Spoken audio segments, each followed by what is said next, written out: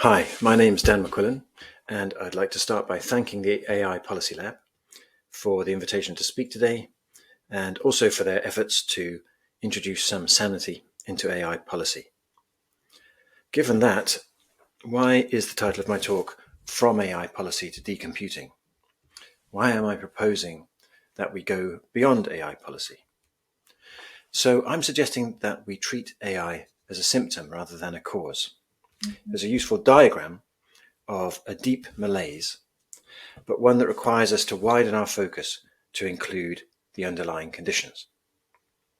I'm also suggesting that we drop the both sidesism that motivates a lot of work on responsible AI and comes out in that kind of compulsion to start every critique with something like, of course, AI has huge potential benefits to society, but, and only then pointing to the obvious downsides. A lot of effort goes into trying to save AI from itself. But is it really worth it? In my opinion, AI is unable to deliver on pretty much all of the world-changing benefits that are claimed for it, while its predictable harms are becoming more concrete every day.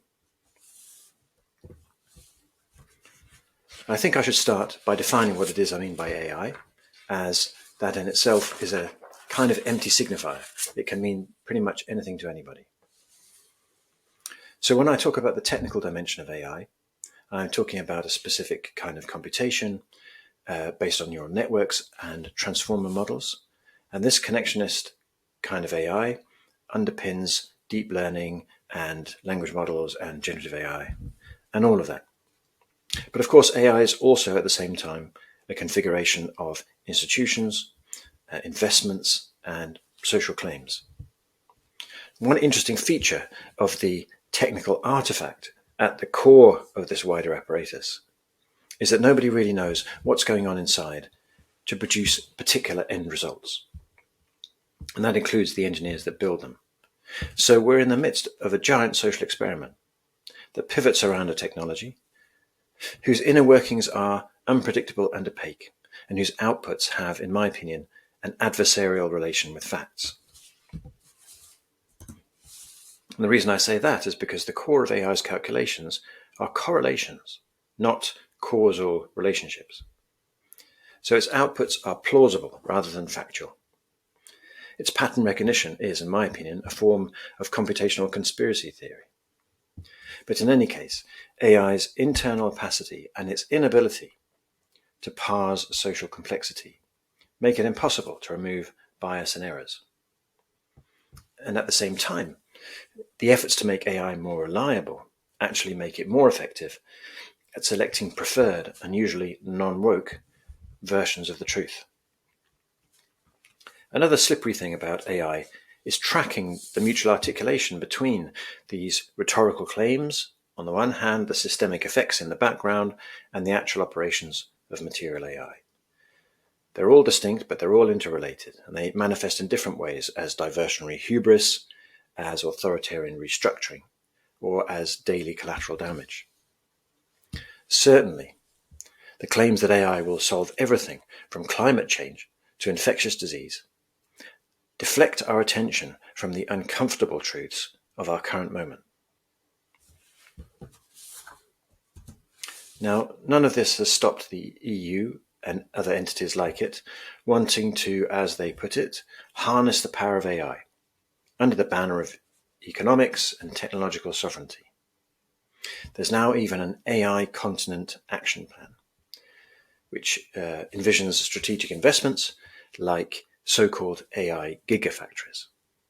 Although in the same reports, there's also a lot of anxiety about how to provide data centers with enough energy. The EU's plans also include a determination to ramp up military spending and channel a big chunk of that into AI. Now, the hot news, of course, is leaked rumours that the European Commission will pause parts of its already compromised AI Act under pressure from big tech and the US government. So I think all of these factors, from claims about economic growth and digital government to the data centers, the militarization, and the MAGA technopolitics, tell us a lot about the character of the underlying transformation.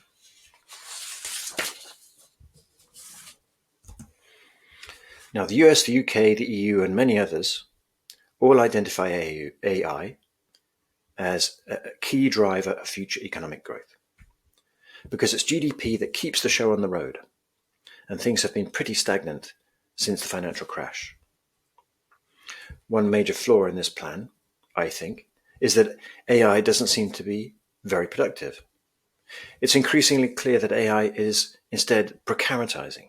It can't substitute for meaningful activity in most cases, but it is used to make people's conditions more vulnerable.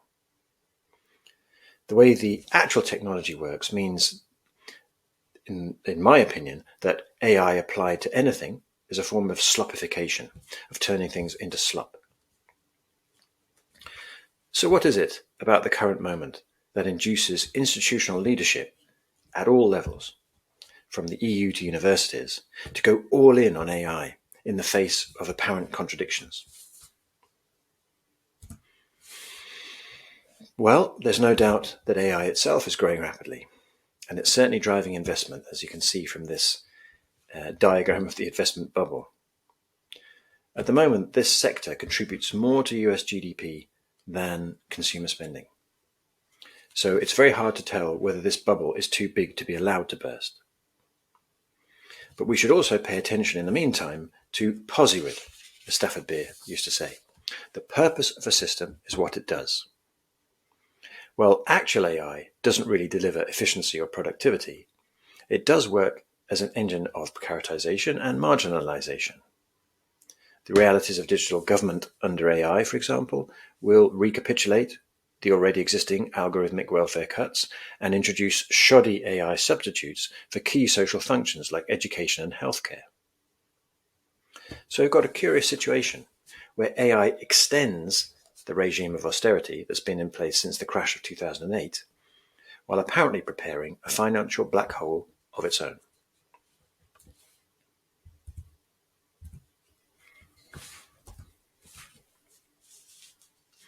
Now, this digital transformation also depends on scale. None of the technical tricks of latent space representations or next token predictions will work without a ton of data and wall-to-ceiling computers. If we count computing as floating point operations, or FLOP, we've gone from the early AlexNet at 10 to the 17 FLOP to recent models who are training at 10 to the 25 FLOP or more, and that's not even including all the inference costs, of course. Now, it's scale that attracts venture capital, and it's scale that underpins the spurious claims about emergent superintelligence. But the overarching logic of all the AI industry metrics is exactly the same as GDP. The only thing that matters is growth. Never mind the damage done on the way. AI's unrestricted scaling is a vision of infinite growth based on identifying previously unrealized forms of enclosure. Of course, what this means in practice is that AI is a giant material infrastructure, which is where the EU's gigafactories come in. This infrastructure creates, as we all know, huge demands for energy and water, and the supply chain for the computer chips is completely entangled with geopolitical conflict. Now, I think a really fascinating and revealing development is the recent trend to talk about scale and compute, not in terms of FLOP, but in terms of energy consumption. It's not just data centers that are advertised in terms of megawatts and gigawatts, but chips and systems and even business deals.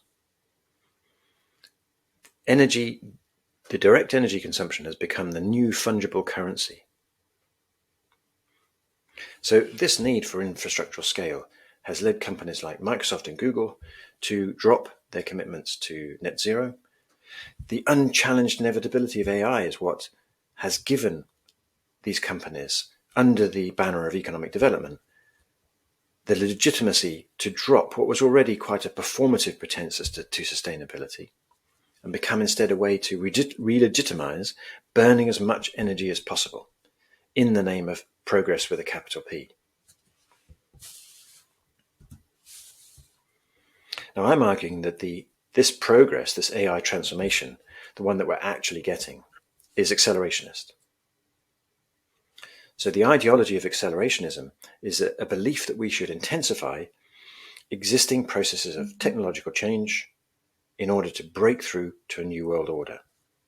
And we can hear this in pronouncements of Silicon Valley venture capitalists like Mark Andreessen, who believes that the endless expansion of tech is our philosopher's stone. And he says, we believe any deceleration of AI will cost lives. Deaths that were preventable by the AI that was prevented from existing is a form of murder. We can also hear accelerationism in the pronouncements of Palantir founder Peter Thiel, who believes that democracy is well past its sell-by date, and who's currently on a lecture tour, saying that any attempt to constrain the forces of techno-capital are the actions of the Antichrist.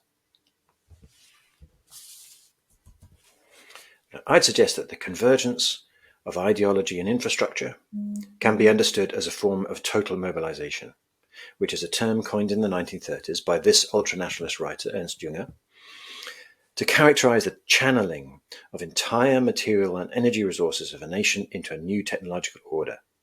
His claim was that we've entered a new era, one that requires the conversion of life itself into energy, as nations are driven relentlessly to seize matter, movement, and force through the formalism of technoscience, in his words. So total mobilization legitimates a new form of political order based on the vitalism of conflict. And at the present moment, we see AI companies abandon their stated commitments to peaceful use of AI and the common good, and rally round renewed visions of national dominance based on economic and particularly military might. Now, the outcome of mobilizing all energies isn't simply capital accumulation, but the severing of society from its previous moorings in order to break through to this new epoch through violent technological transformation.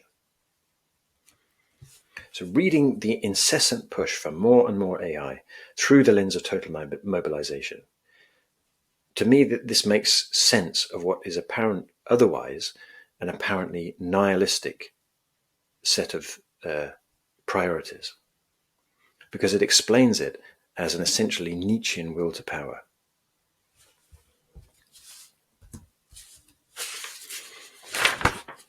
Now, I'm not saying that our tech and political leaders are keen students of Junger's ideas, but for me, total mobilization captures the cult-like levels of commitment to AI from corporate bosses and national governments alike.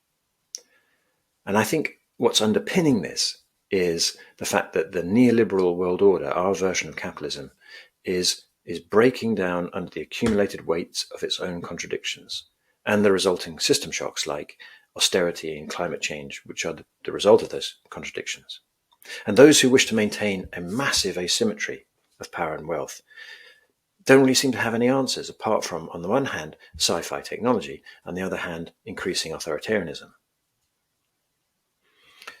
I think the framing of total mobilization makes sense of the politics of neo-reaction, the reactionary politics that is very pervasive in big tech, and which forms a bridge to the overt political movements like MAGA and the European far right.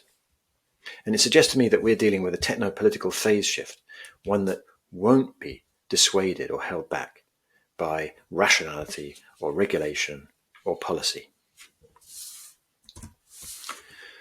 So I suggest we read this restructuring not as the inevitability of progress, but as a diagram of underlying failures.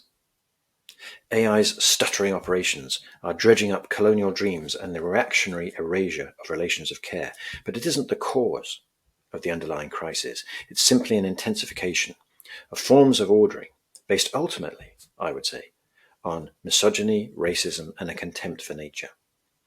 These are the binaries that have been the justification for centuries of empires built on extractivism, but also for that form of rationalism that sees intelligence as essentially disembodied.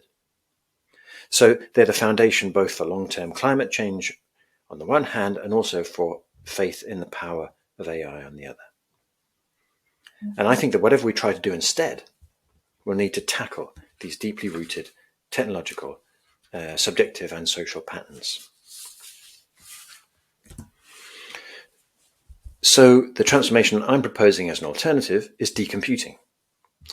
And decomputing does mean less computing overall, but it's not claiming that ditching that dependency will transform these underlying conditions. Decomputing is rather an attempt to align the technical configuration with the necessary transformation of social and ecological relations. So it tries to tackle this endless scaling by aligning with ideas of degrowth. It centers care as the ethico-political standpoint, and it adopts conviviality as a practical approach to collective decisions about tech innovation. And it also recognizes that bringing any of this to pass means reconstituting forms of collective agency.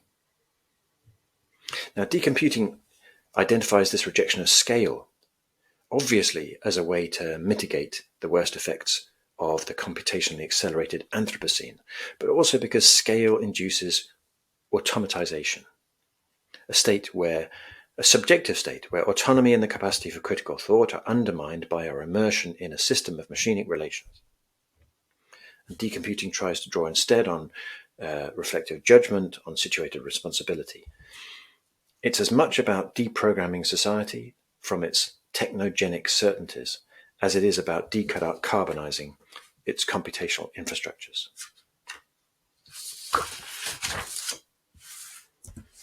Now, decomputing is a turn towards degrowth as a direct challenge to tech extractivism and to the systemic logics underpinning it. Now, degrowth, by the way, is not a call for permanent recession or austere lifestyles. In actual fact, that's what we're getting from the current system. Rather, degrowth is about transitioning to a society based on a much smaller throughput of energy and resources, one that doesn't depend on continuous expansion, which is the source of so many of the injustices. Degrowth is aiming to reduce those factors that are driving us beyond the boundaries of survivability, like fossil fuel extractivism and like oligarchic wealth accumulation. But it's happy to apply targeted growth to things like healthcare and education and the development of mechanisms of fair dealing between global north and south. And decomputing is a matter of care, especially because it's concerned about boundaries and exclusions. Those, for example, perpetuated by algorithmic states of exception, which is something I wrote about in my book. A recognition of shared vulnerability in the face of climate change should direct our attention to vulnerability and dependency across society. Because it's the racialized, feminized, and dispossessed subjects who reproduce humanity, who take care of the biophysical environment, who are the most impacted by AI's accelerationism, whether it's via abusive labor practices or the racialized siting of hyperscale data centers. Decomputing as care is intended to be an antidote to algorithmic detachment and a counter to the eugenicist abstractions that marginalize beings and relations as inefficient and unproductive. Now, one framework for decomputing, one that I'm trying to adopt, is the concept of conviviality as promulgated by Ivan Illich. The conviviality argues that our tools should enhance the creative use of our energies rather than subject us to manipulation. And by tools, Illich meant both material technologies and institutional arrangements. So, a computer as a tool and a university as a tool.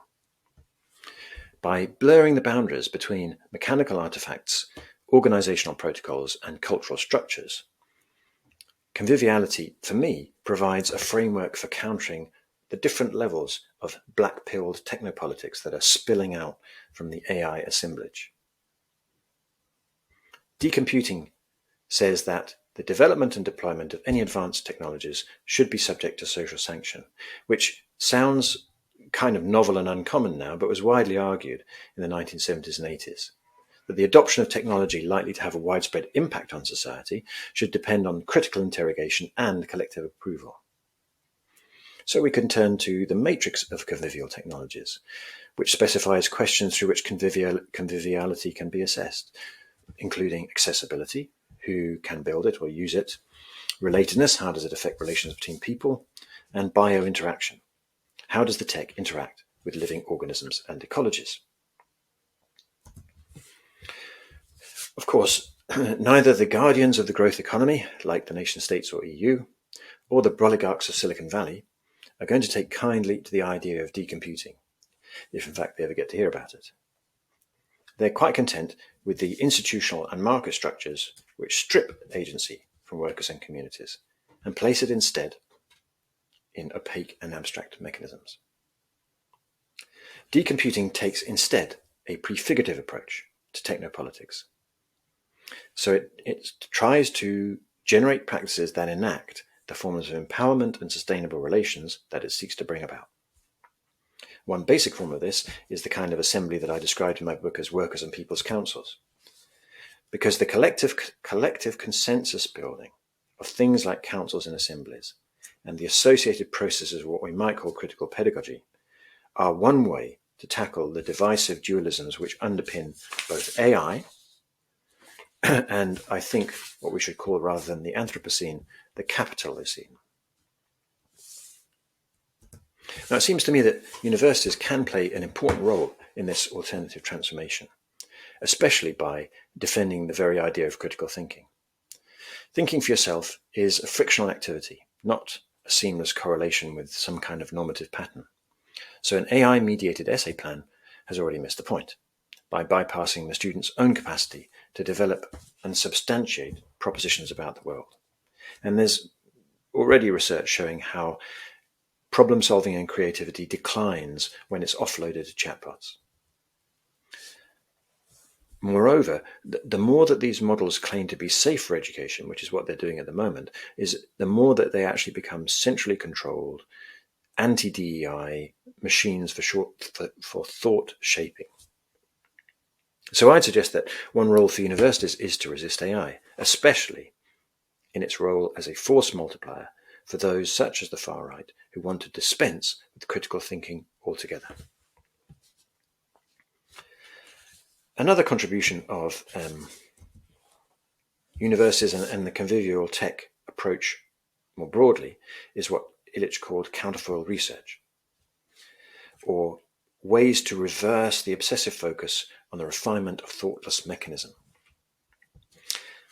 He said counterfoil research has two major tasks: to provide guidelines for detecting the incipient stages of murderous logic in a tool, and to devise tools and tool systems that optimize the balance of life, thereby maximizing liberty for all.